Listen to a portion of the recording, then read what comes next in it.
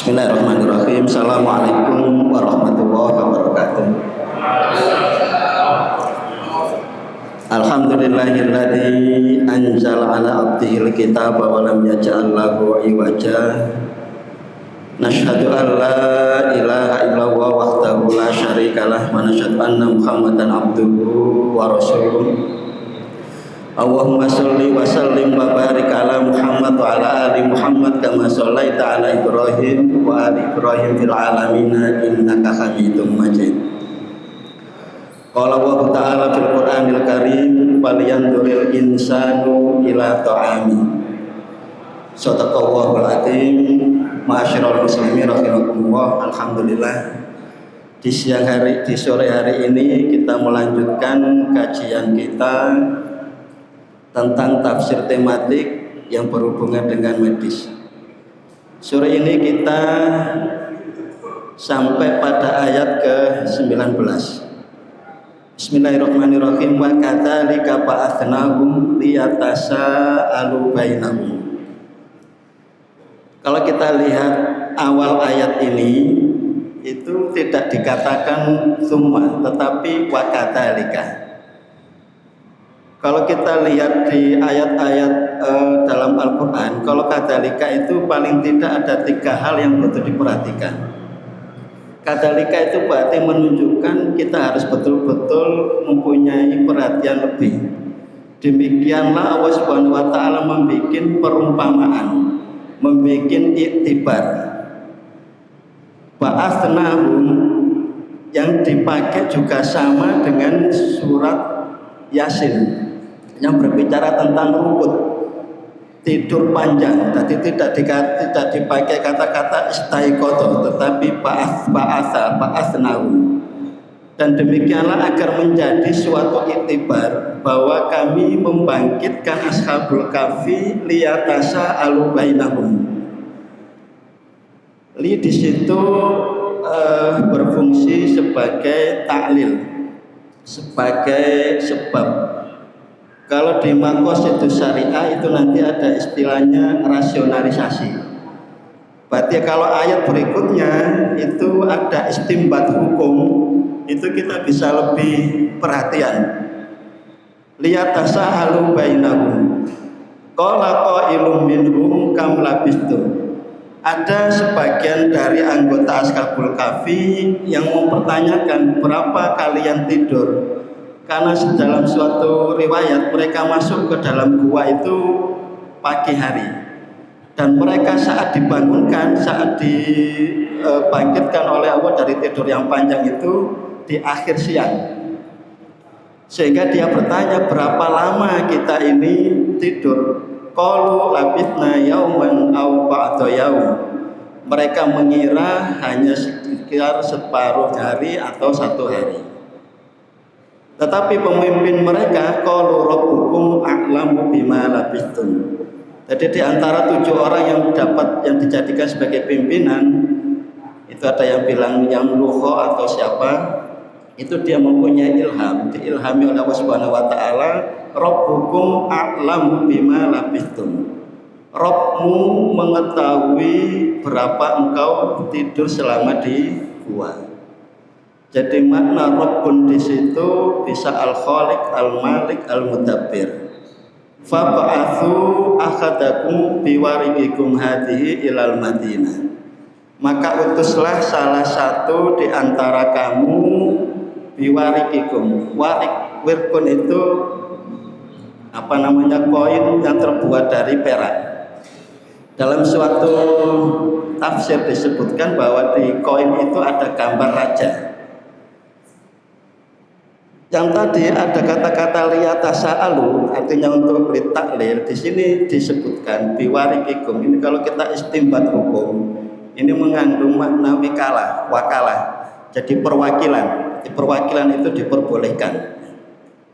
Jadi kalau kita memakai ada wakalah bi ujrin atau bi ghairi ujrin, nah ini dalilnya bahwa wakalah itu adalah sah secara syariah. Faliyandur ayyuha azka ta'ama. Nah ini yang akan kita bahas. Azka ta'aman. aska ta'aman. Kalau di dalam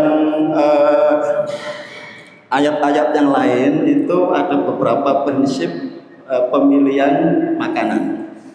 Jadi kalau kita buka surat Al-Baqarah ayat 168 itu ya ayuhan nas. Jadi prinsip halalan thayyibah itu bukan untuk orang Islam tetapi ya ayuhan nas. Ya ayuhan nas. Yang pertama adalah halal. Halal ya segala yang tidak diharamkan itu halal. Prinsip yang kedua adalah thayyib. Lah thayyib ini seakar kata dengan topik dokter yang baik. Kalau jenengan buka kamus-kamus yang Arab itu al-mahira fi syai'. Jadi dia mengetahui sesuatu secara mendalam. Oh ini makanan yang cocok untuk saya, makanan yang tidak cocok untuk saya. Makanan yang sebenarnya halal, tetapi karena saya usia sudah mulai lanjut, saya mempunyai penyakit A, penyakit B, maka thayyibnya ini berbeda dengan orang lain. Prinsip yang ketiga adalah israf, berlebih-lebihan. Kulu wasrobu wala tusrifu. Ini yang terpenting adalah antara kebutuhan dengan keinginan. Ini harus kita bedakan. Ojo kabeh kepengin terus dituruti ya. Jadi mana yang butuh yaitu yang kita penuhi ya. Kita lihat karbohidratnya cukup enggak untuk tubuh kita. Proteinnya bagaimana? Lemaknya bagaimana? Prinsipnya 3 ini harus terpenuhi. Nantinya nomor 4 baru vitamin plus air ya.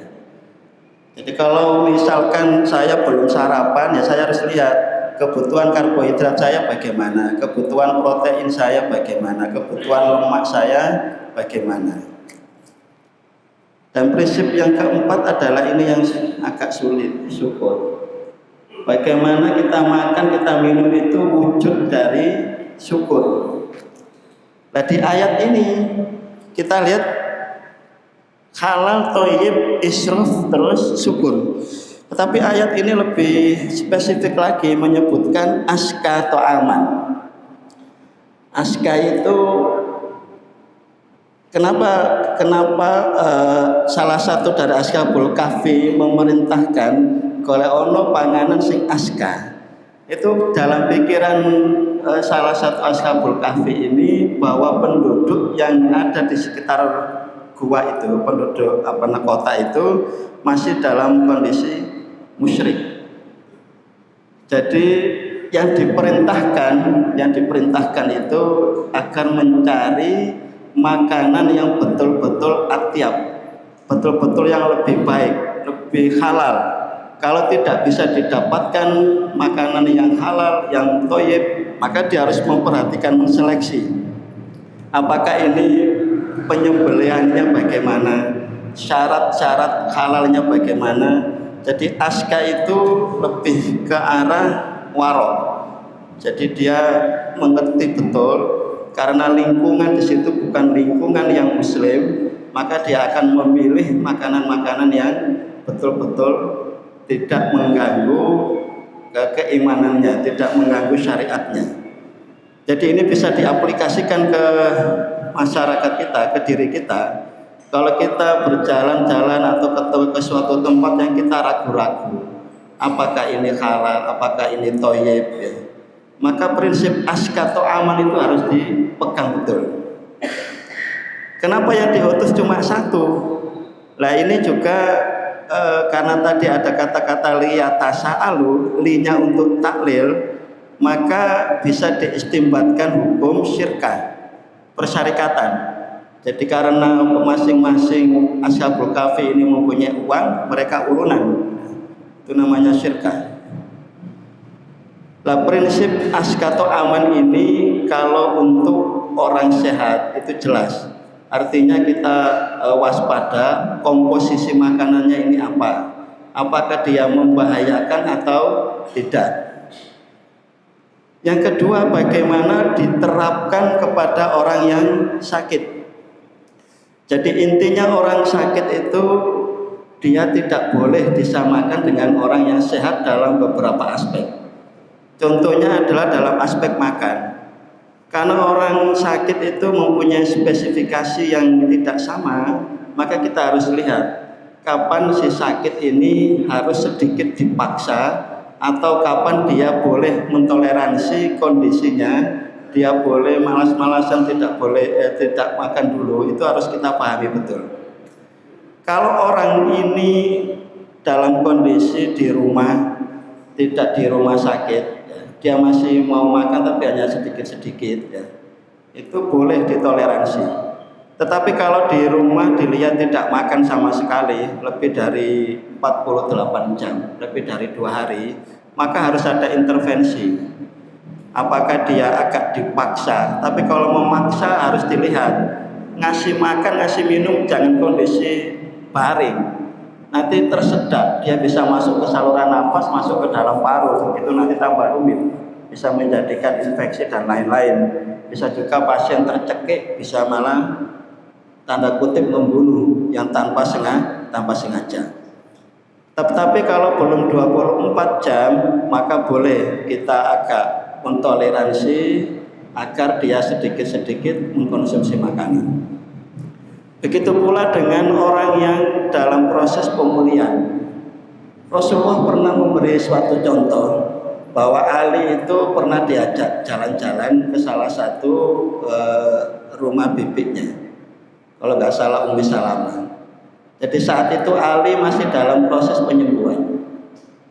Nah di situ Nabi makan sesuatu, Ali kepingin, tetapi sama Rasulullah tidak boleh, jangan dimakan. Nah karena Ali tidak boleh, si tuan rumah ini peka, dia bikinkan suatu adonan bubur.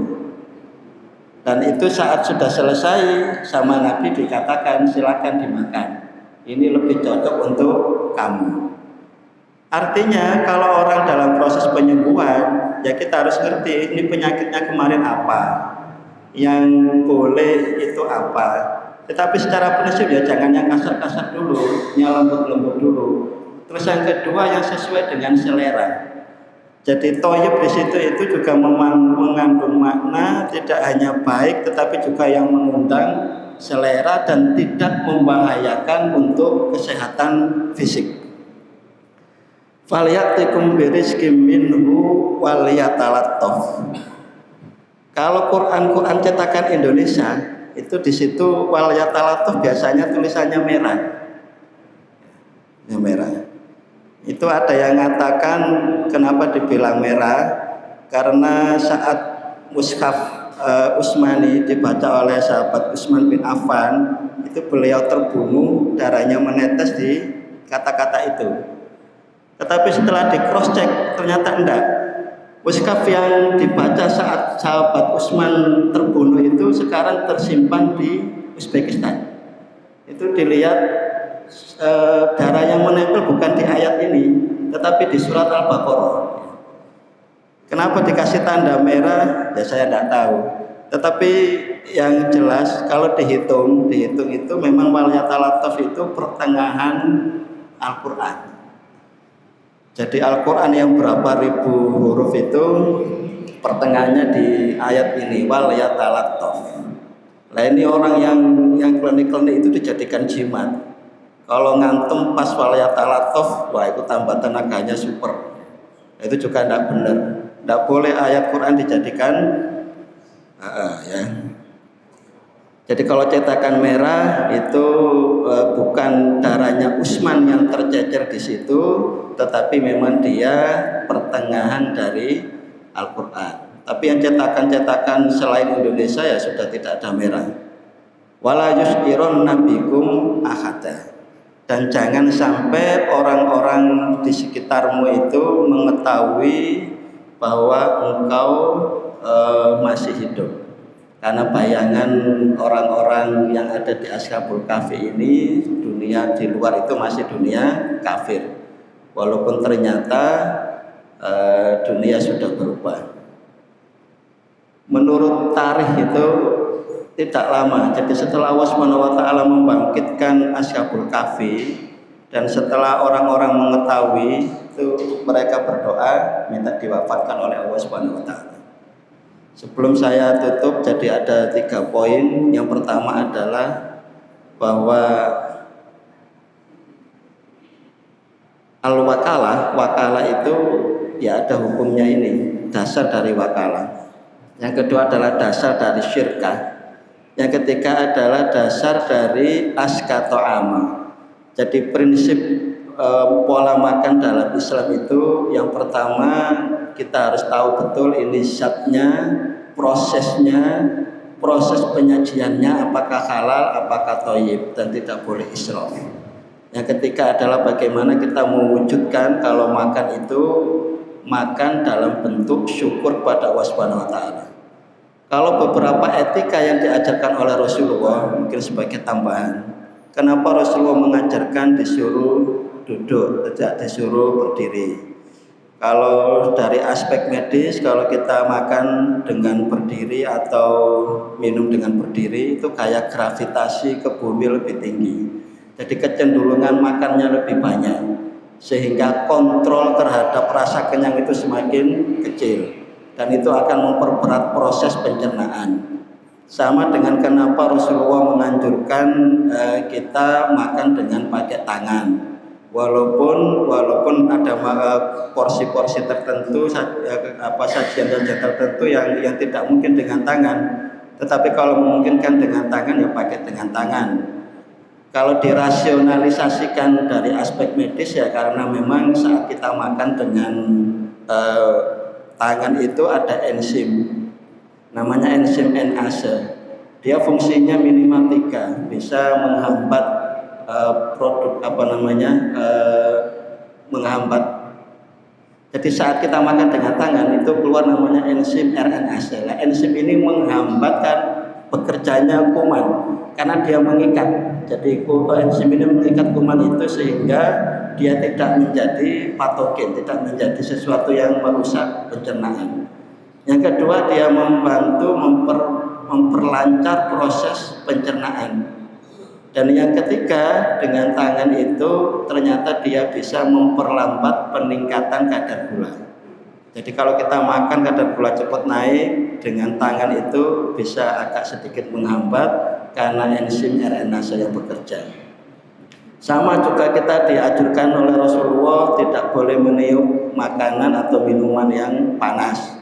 Ternyata setelah diteliti ada suatu zat asam CO3 itu juga akan merusak kerja pencernaan, bisa juga memicu munculnya penyakit jantung. Jadi prinsipnya apa yang diajarkan oleh Rasulullah itu semuanya adalah suatu hal-hal yang memang wahyu. Wama yantiku anil hawa, dan setelah diteliti memang sangat-sangat bermanfaat untuk kehidupan kita sehari-hari. Sebelum saya tutup mungkin ada 1-2 pertanyaan, tafadhol para jamaah.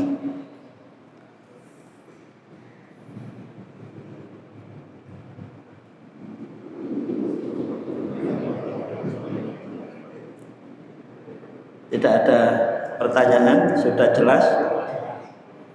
Atau sudah lapar semua karena berbicara tentang makanan? Ada satu lagi yang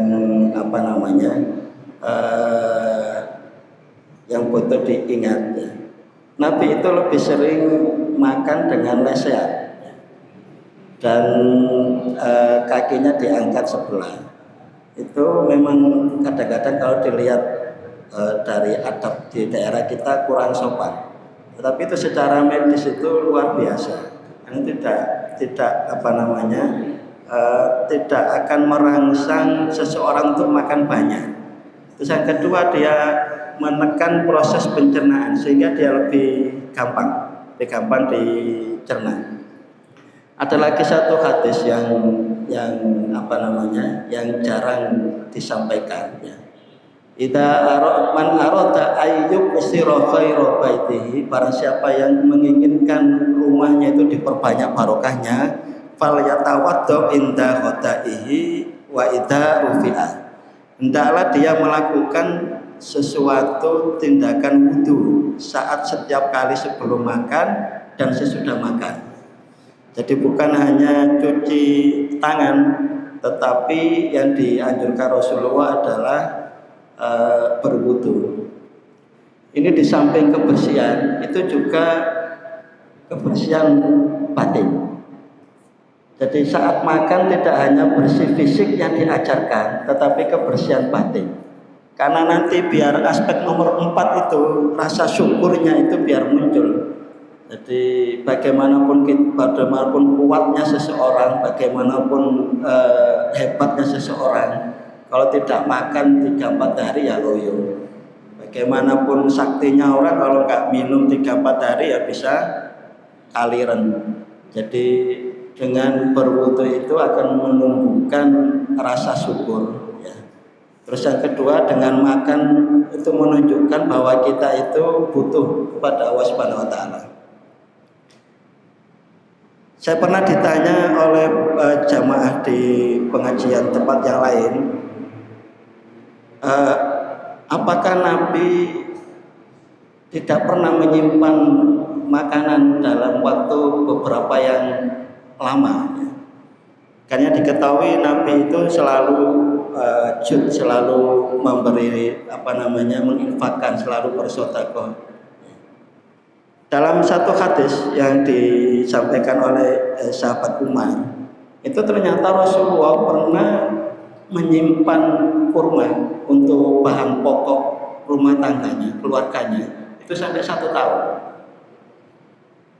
Artinya menyimpan seperti ini, sebelum mereka berlari menyembunyikan diri ke gua pun, itu mereka juga mempunyai simpanan, ya, mempunyai keping perak. Jadi jangan menganggap bahwa saya harus mempunyai manajemen keuangan ini untuk tabungan, itu terus menghilangkan tawakul, enggak. Makanya sahabat Salman Al-Farisi itu juga pernah ditegur oleh tabi'in saat beliaunya belanja makanan banyak sekali. Saat ditanya, "Loh, kenapa, mau ada acara apa?" "Enggak, tapi untuk keluarga saya selama 1 tahun." Dingin sama tabi'in, masuk sahabatnya Rasul kok menyimpan bahan makanan sampai satu tahun. Ini beda dengan menimbun, ya. Kalau menimbun itu di luar kebutuhan. Jadi kalau menyimpan makanan, ya misalkan beras untuk 6 bulan, untuk 3 bulan, karena nanti gajinya dihitung cukupnya 3 bulan. Itu tidak apa-apa, karena Rasulullah mencontohkan, beliau pun pernah menyimpan makanan pokok itu selama 1 tahun.